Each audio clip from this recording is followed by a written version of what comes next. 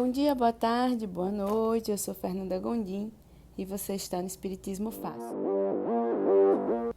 Hoje vamos dar sequência ao nosso ESD, ao nosso estudo online da doutrina espírita. Vamos dar entrada no roteiro 4, que é o roteiro que trata da progressão dos espíritos. Os objetivos específicos desse roteiro são analisar as características do processo de progressão dos espíritos para atingir a perfeição e refletir sobre a hierarquia dos espíritos segundo a escala espírita. Então, a gente sabe que existe uma classe de espíritos, a gente já escuta falar espíritos perfeitos, espíritos puros, espíritos imperfeitos. E esse capítulo aqui se dedica a esse estudo. E tem todo o resumo disso daqui, que não seria o resumo, né? Toda a explicação disso daqui está contida no Livro dos Espíritos. Eu tenho uma parte do Livro dos Espíritos dedicada justamente a essa questão da escala espírita e da progressão dos espíritos. Então, ele aqui começa dizendo: progressão dos espíritos. Ensina a doutrina espírita que Deus criou todos os espíritos simples e ignorantes, isto é, sem nenhum saber. A cada um deu determinada missão com o fim de esclarecê-los, e de os fazer chegar progressivamente à perfeição, pelo conhecimento da verdade, para aproximá-los de si. Nesta perfeição é que eles encontram a pura e eterna felicidade. Passando pelas provas que Deus lhes impõe, é que os espíritos adquirem aquele conhecimento. Uns aceitam submissos essas provas e chegam mais depressa à meta que lhes foi destinada. Outros só a suportam lamentando e, pela falta em que desse modo incorrem, permanecem afastados da perfeição e da prometida felicidade. Os espíritos, portanto, não foram criados uns bons e outros maus. Isso é um ponto importantíssimo. Todos fomos criados simples e ignorantes. Ignorantes não no sentido de brutalidade, mas ignorância no sentido de não saber. Então, não existe um bom, não houve da parte da criação um bom e um ruim. Isso daí é a partir da nossa criação, como simples e ignorante, os caminhos que escolhemos a partir da nossa progressão, todos tiveram como ponto de partida a simplicidade e a ignorância, chegando à perfeição por meio das provas que lhes são impostas por Deus para atingi-la. Essas provas são por eles enfrentadas durante as reencarnações necessárias ao seu progresso. A passagem dos espíritos pela vida corporal é necessária para que eles possam cumprir, por meio de uma ação material, os desígnios cuja execução Deus lhes confia. É-lhes necessária a bem deles, visto que a atividade que são obrigados a exercer lhes auxilia o desenvolvimento da inteligência. Sendo soberanamente justo, Deus tem de distribuir tudo igualmente por todos os seus filhos. Assim é que estabeleceu para todos o mesmo ponto de partida, a mesma aptidão, as mesmas obrigações a cumprir e a mesma liberdade de proceder. Qualquer privilégio seria uma preferência, uma injustiça, mas a encarnação para todos os espíritos é apenas um estado transitório. É uma tarefa que Deus lhes impõe quando iniciam a vida, como primeira experiência do uso que farão do livre-arbítrio. Os que desempenham com zelo essa tarefa transpõem rapidamente e menos penosamente os primeiros graus da iniciação e mais cedo gozam do fruto de seus labores. Os que, ao contrário, usam mal da liberdade que Deus lhes concede, retardam a sua marcha e tal seja a obstinação que demonstrem, podem prolongar indefinidamente a necessidade da reencarnação. Então, o que ele está dizendo aqui? Que tudo vai depender das nossas escolhas. Se optamos por um caminho mais reto, mais alinhado com os ensinos de Jesus, transcorremos essa progressão de forma mais rápida. Se ao contrário disso, estamos sempre saindo da lei, é mais doloroso esse crescimento. Deflui desses ensinos a importância do livre-arbítrio para a progressão dos espíritos. Contudo, como poderiam esses espíritos, em sua origem, quando ainda não possuem consciência de si mesmos, escolher entre o bem e o mal? Haveria neles algum princípio ou alguma tendência que os encaminhasse para um caminho em relação ao outro? Essa pergunta, formulada por Kardec aos espíritos superiores, recebeu desses a seguinte resposta: o livre-arbítrio se desenvolve à medida que o espírito adquire a consciência de si mesmo. Já não haveria liberdade, desde que a escolha fosse determinada por uma causa independente da vontade do espírito. A causa não está nele, está fora dele, nas influências a que cede em virtude de sua livre vontade. É o que se contém na grande figura emblemática da queda do homem e do pecado original. Uns cederam à tentação, outros resistiram. E aí vai depender de cada um. Mais uma vez, é o livre-arbítrio nas escolhas, a partir da nossa criação, que vai determinar essa progressão, a rapidez dessa progressão. Acrescentam os espíritos superiores que essas influências acompanham o espírito até que haja conseguido tanto império sobre si mesmo que os maus desistem de obsidiar. Então, aqui a gente vai começar a estudar, nesse item 4.2, os diferentes ordens de espíritos. Vamos estudar a escala espírita que está lá no Livro dos Espíritos, né? Então, ele segue aqui dizendo: assinala o codificador que a classificação dos espíritos se baseia no grau de adiantamento deles, nas qualidades que já adquiriram e nas imperfeições de que ainda terão de despojar-se. Essa classificação, aliás, nada tem de absoluta, apenas no seu conjunto, cada categoria apresenta caráter definido. De um grau a outro, a transição é insensível e nos limites extremos os matizes se apagam, como nos reinos da natureza, como nas cores do arco-íris, ou também como nos diferentes períodos da vida do homem.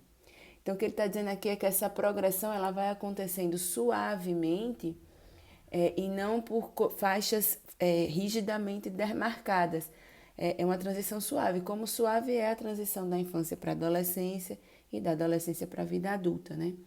Podem, pois, formar-se maior ou menor número de classes, conforme o ponto de vista de onde se considere a questão. Dá-se aqui o que se dá com todos os sistemas de classificação científica, que podem ser mais ou menos completos, mais ou menos racionais, mais ou menos cômodos para a inteligência. Sejam, porém, pois quais forem, em nada alteram as bases da ciência. Os espíritos, em geral, admitem 3 categorias principais ou 3 grandes divisões. Na última, a que fica na parte inferior da escala, estão os espíritos imperfeitos, caracterizados pela predominância da matéria sobre o espírito e pela propensão para o mal. Os da segunda se caracterizam pela predominância do espírito sobre a matéria e pelo desejo do bem. São os bons espíritos. A primeira, finalmente, compreende os espíritos puros, os que atingiram o grau supremo da perfeição. Então, ele divide aqui, é uma divisão didática para a gente entender mais ou menos como isso se passa, mas existem 3 grandes grupos. Os espíritos imperfeitos, que é onde estamos, né? Com essa predominância da matéria sobre o espírito. Os espíritos bons, onde a matéria já não sobrepuja ao espírito, que é para onde estamos indo, né? E os espíritos puros, como Jesus já era puro na época da criação do planeta Terra, que são o grau supremo da perfeição, né? Então, ele divide essas 3 categorias e essas 3 ordens nessa divisão que ele vai mostrar aqui, né? Então, a terceira ordem, que é a ordem dos espíritos imperfeitos, começa com a 10ª classe, que são os espíritos impuros, que são inclinados ao mal, de que fazem o objeto de suas preocupações. Como espíritos, dão conselhos pérfidos, sopram a discórdia e a desconfiança e se mascaram de todas as maneiras para melhor enganar. Ligam-se aos homens de caráter bastante fraco para cederem às suas sugestões, a fim de induzi-los à perdição, satisfeitos com o conseguirem retardar-lhes o adiantamento, fazendo-os sucumbir nas provas porque passam. Ou seja, eles se ligam aos homens imperfeitos, aqui encarnados, porque damos essa janela, damos esse espaço, né? Se não dessemos, não haveria essa sintonia de ligação. Alguns povos os arvoraram em divindades maléficas. Outros os designam pelos nomes de demônios, maus gênios, espíritos do mal. Nona classe, espíritos levianos. São ignorantes, maliciosos, irrefletidos e zombeteiros. Metem-se em tudo, a tudo respondem, sem se incomodarem com a verdade. Gostam de causar pequenos desgostos e ligeiras alegrias, de intrigar, de induzir maldosamente um erro, por meio de mistificações e de espertezas. A esta classe pertencem os espíritos vulgarmente tratados de duendes, trasgos, gnomos, diabretes. Então, são espíritos que eles são levianos, né? Eles não são só maus, eles são tipo uns brincalhões, digamos assim, né? Oitava classe, que é a classe dos espíritos pseudo-sábios. Dispõem de conhecimentos bastante amplos, porém, creem saber mais do que realmente sabem. Tendo realizado alguns progressos sob diversos pontos de vista, a linguagem deles aparenta um cunho de seriedade, de natureza a iludir, com respeito às suas capacidades e luzes.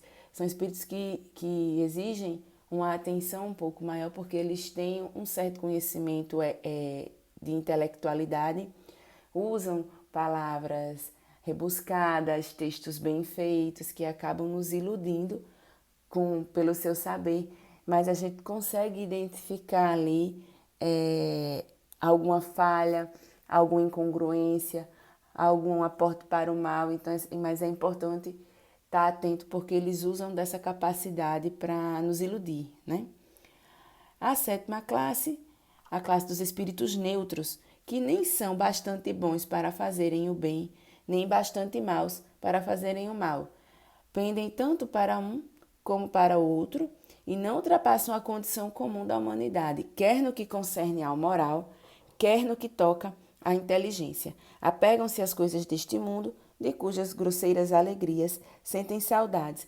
Então, eles são espíritos que não praticam o mal, mas que não praticam o bem, não praticam o mal assim conscientemente, mas também não praticam o bem, porque a gente sabe que a prática do bem, ela exige uma atividade, um esforço. E esses espíritos são neutros, eles ficam ali esperando o vento soprar para ver para onde vai, né? Na sexta classe estão os espíritos batedores e perturbadores. Estes espíritos, propriamente falando, não formam uma classe distinta pelas suas qualidades pessoais. Manifestam geralmente sua presença por efeitos sensíveis e físicos, como pancadas, movimento e deslocamento anormal de corpos sólidos, agitação do ar, etc. Foram espíritos utilizados à época da codificação, né? Quando se iniciou aqueles fenômenos das mesas girantes, das coisas que batiam, eles foram utilizados, esse tipo de espírito, por essa capacidade para chamar a atenção, né? Naquele momento precisava chamar a atenção, então esses espíritos entraram aí. E aí a gente vai começar aqui a estudar um pouquinho da segunda ordem, que são os bons espíritos. E aí a gente entra na quinta classe, veja que é uma escala ascendente, né? Na quinta classe estão os espíritos benévolos, que a bondade é neles a qualidade dominante. Apraz-lhes prestar serviço aos homens e protegê-los. Limitados, porém, são os seus conhecimentos. Hão progredido mais no sentido moral do que no sentido intelectual. E a gente sabe da importância da evolução nesses dois planos, na intelectualidade e na moralidade. Mas eles já são espíritos numa classe melhor do que se eles tivessem desenvolvido só a intelectualidade como os pseudo-sábios, né? Quarta classe, espíritos sábios, distinguem-se pela amplitude de seus conhecimentos. Preocupam-se menos com as questões morais do que com as de natureza científica, para as quais têm maior aptidão. Entretanto, só encaram a ciência do ponto de vista de sua utilidade e jamais dominado por quaisquer paixões próprias dos espíritos imperfeitos. Essa questão das paixões próprias dos espíritos imperfeitos é importante lembrar, porque é o que caracteriza os espíritos imperfeitos, essas paixões muito aferradas. E aí é justamente quando Kardec diz que você vai reconhecer o verdadeiro espírita pelo seu esforço de dominar as suas más paixões, né? Então é isso que nos caracteriza como espíritos imperfeitos. A terceira classe, que são os espíritos de sabedoria. As qualidades morais da ordem mais elevada são os que os caracterizam. Sem possuírem limitados conhecimentos, são dotados de uma capacidade intelectual que lhes faculta juízo reto sobre os homens e as coisas. A segunda classe são os espíritos superiores. Esses em si reúnem a ciência, a sabedoria e a bondade, ou seja, eles não são só sábios, eles não são só benévolos, eles já reúnem neles as 3 categorias, né? Essas 3 evoluções. Da linguagem que empregam se exalam sempre a benevolência. É uma linguagem invariavelmente digna, elevada e muitas vezes sublime. Sua superioridade os torna mais aptos do que os outros a nos darem noções exatas sobre as coisas do mundo incorpóreo, dentro dos limites do que é permitido ao homem saber. Afastam-se, porém, daqueles a quem só a curiosidade impele, ou que, por influência da matéria, fogem à prática do bem. É como se eles não perdessem o tempo deles só com a curiosidade. A gente conhece pessoas, né, que se aproximam, fenômeno tal, faça fenômeno tal, o que é fenômeno tal, que está sendo chamada a atenção pelo fenômeno. Esses espíritos não se prestam a isso. Eles se dedicam aos que estão realmente interessados, né, em entender. E ele segue aqui dizendo, né, que quando por exceção encarnam na Terra, ou seja, aqui não é o lugar deles, né, é para cumprir missão de progresso e então nos oferecem o tipo da perfeição a que a humanidade pode aspirar neste mundo. Porque a gente sabe que a gente não vai ser completamente perfeito, não vamos alcançar ainda esse grau de perfeição numa evolução rápida, mas eles vêm para nos mostrar como é e como é que é isso, né, para a gente ter uma ideia de como é. E aí a primeira ordem, que são os espíritos puros, que é a primeira classe ali, o topo da escala espírita, e é uma classe única, né? Os espíritos que a compõem percorreram todos os graus da escala e se despojaram de todas as impurezas da matéria, tendo alcançado a soma de perfeição de que é suscetível a criatura, não tem mais que sofrer provas nem expiações. Não estando mais sujeitos à reencarnação em corpos perecíveis, realizam a vida eterna no seio de Deus. Gozam de inalterável felicidade, porque se acham submetidos às necessidades, porque não se acham submetidos às necessidades nem às vicissitudes da vida material. Essa felicidade, porém, não é o de uma ociosidade monótona a transcorrer em perpétua contemplação. Eles são os mensageiros e os ministros de Deus, cujas ordens executam para a manutenção da harmonia universal. São designados às vezes pelos nomes de anjos, arcanjos ou serafins. Eu quero chamar a atenção para 2 pontos aqui. Essa questão da ociosidade monótona, porque a gente tinha esse pensamento pueril, né, esse pensamento infantil do descanso eterno, de que quando morrermos vamos estar no descanso eterno, e a gente vê que não. Muito pelo contrário, não é essa perpétua contemplação. Quando formos espíritos puros, e os espíritos puros que já estão por aí, eles é um trabalho constante, né? São os ministros de Deus que executam as suas ações diretas. Tamanha a importância desses espíritos. E é a segunda coisa que eu quero chamar a atenção aqui, é a missão de Jesus, né? Jesus veio como espírito puro, há mais de 2000 anos atrás, nos exemplificar o que era amor e fazer tudo que ele fez e deixar tudo que ele deixou aí como guia e modelo. Imagine o esforço que não foi para esse espírito se preparar, né? No livro A Caminho da Luz de Emmanuel está lá a descrição de que ele se preparou 1000 anos para vir para cá, não ele vir, apesar dele ter que baixar muito a vibração dele, mas para a gente também poder suportar a sua força e o seu magnetismo. Então é importante a gente ter em mente o esforço, né?